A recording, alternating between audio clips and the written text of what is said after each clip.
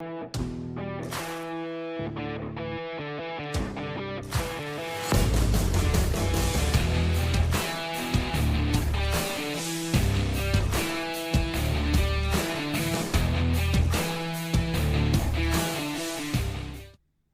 everyone, welcome back to Collecting Nolan. This is Russ, and that's that time of the week where we look at the top-selling Nolan Ryan cards on eBay. But before we do that, I just want to make two announcements. Number one, I got another shirt for my wife, which is cool. So if you saw my other video, then you can see all that one. And then secondly, in the next week or so, I'm going to be on the Four Collectors channel show with John 3D80's Kid and two other collectors. So if you can, tune into that because it was pretty fun to shoot. But yeah, I just thought I'd lay it out there for you guys in case you wanted to watch that. So let's go ahead and get started and look at some Nolans. Honorable mention. The honorable mention this week actually hasn't been sold yet, but it can be yours on the Heritage Auctions for the highest bid. It is the 1968 Venezuelan Jerry Koosman and Nolan Ryan rookie card in a PSA 1. I'm including it this week because this is the first week in this series where the Four Horsemen can be seen together. The Four Horsemen refers to the four variants of the Nolan Ryan rookie card: the Topps, the O-Pee-Chee, the Milton Bradley, and this beautiful Venezuelan. The Venezuelan is often referred to as a grail for Nolan collectors. The last time I looked, the highest bid was around $6,500, but there are 12 days left, and I'm sure there's a reserve for his card. As you can see, the back of this card is more orange-brown than the goldenrod yellow of the Topps. At the bottom, it has Venezuela in white ink. The paper stock, from what I understand, is also significantly thinner than normal cards. I don't care about the condition, as almost all of these are in low grade. There are only 39 graded Venezuelans in the PSA database. There are 10 PSA 1s and only 22 cards grade higher. The highest grade known in the PSA database is a PSA 5. I could find no recent sales of a Venezuelan Nolan Ryan rookie card, but if you have an extra 10 to 15K lying around, this beauty can be yours. Number 10 is the 2021 Topps Stadium Club Chrome number 17 Superfractor 1 of 1 and a PSA 10 that sold for $899.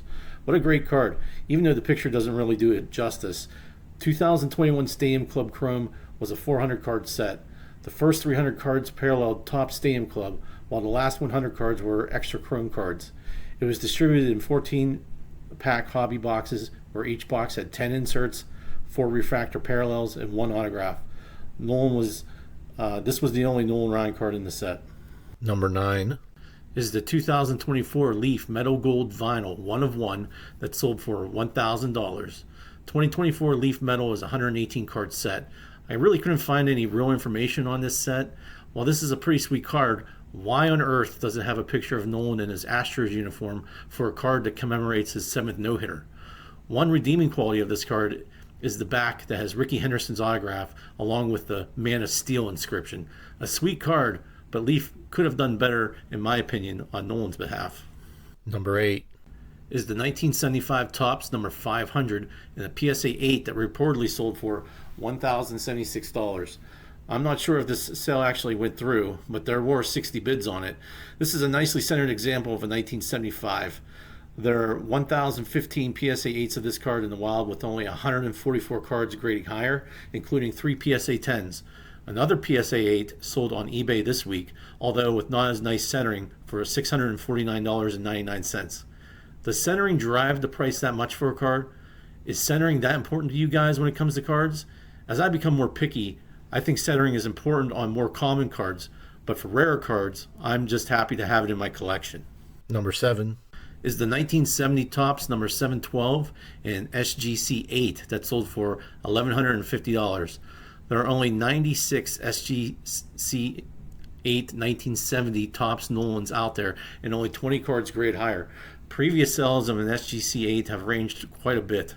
One sold on eBay for $738 in April of 2025. However, a year prior, one sold on Fanatics Collect for $1,020. In comparison, a PSA 8 sold on eBay for $950 this week. Number 6 is the 2020 Topps Triple Threads number 90, Ruby, 1 of 1, and a PSA 9 for the card and an authentic autograph that sold for $1,225.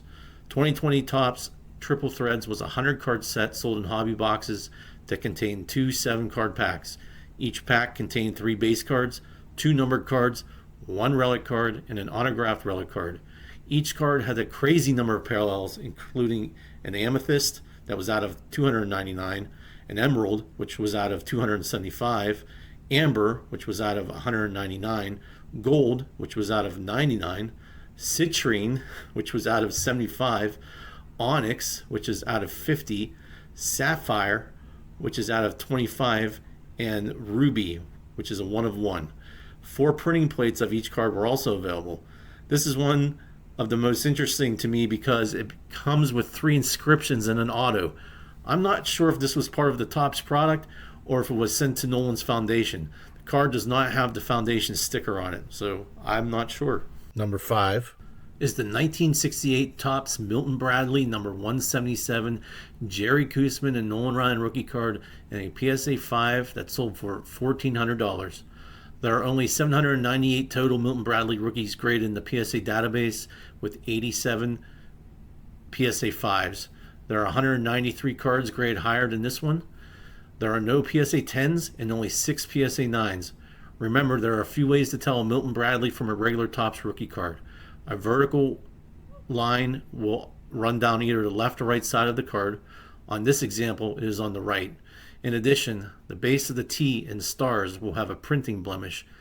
Finally, the back of the card will be a slightly brighter yellow than the Topps rookie. I could not find any recent sales of a similar card, so no information on that. Number 4 is the 1977 Topps number 650 and a PSA Gem Mint 10 that sold for $1,775. This is a beautiful example of this card. It's perfectly centered and the general presentation is just awesome. There are only 21 PSA 10s of this card in existence. The 1977 Topps is kind of a crazy card because the prices have been all over the place for Gem Mint 10s. For instance, one sold on eBay in April of this year for just $409. However, one sold on Fanatics Collect also in April for $18,000. Another sold on eBay for $2,027. I'm just not sure what's going on here. Number 3 is the 1968 Topps number 177 Jerry Koosman and Nolan Ryan rookie card and a PSA 7 for the card and DNA 10 for the auto that sold for $7,351. Wow, guys, take a look at this card. 2 inscriptions and a signature from Nolan on a pretty well-centered card. From the PSA data, I'm seeing that there are 1,005 graded Nolan Ryan cards with a signature. I'm not sure if it means that the inscriptions are the same on every card. There are only 7 of this card with the same grade and only 5 graded higher. No recent sales of a similar card have occurred. Think about this, though. A PSA 7 normally sells between $3,250 on the lower end and $4,940 on the absurd end. 2 inscriptions and an autograph will run you $225 from Nolan's foundation. So for an all-in price of $3,475 to $5,165 plus the price of grading, you could make out with around $2,000 profit off this card. Maybe I should crack my PSA 7. Just kidding. No way. Number 2 is the 1968 O-Pee-Chee number 177 Jerry Koosman and Nolan Ryan rookie card and a PSA 7 that sold for $10,188. The O-Pee-Chees are a lot rarer than the Topps cards. For the rookie, there are only 204 graded copies of this card in total and only 22 cards graded higher. There are no PSA 9s or 10s for the O-Pee-Chee rookie card. Remember that the O-Pee-Chee rookie card looks different on the back. It has a grayish border instead of the goldenrod yellow border found on Topps rookie cards.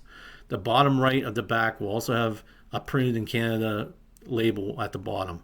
This is the first time in a long while that the O-Pee-Chee rookie in this high of a grade is sold on any platform that I could find. The most recent sale was in February of 2022 on Golden Auctions for only $4,501.20. This card has seen significant growth. I need to get one before they become completely out of reach for me.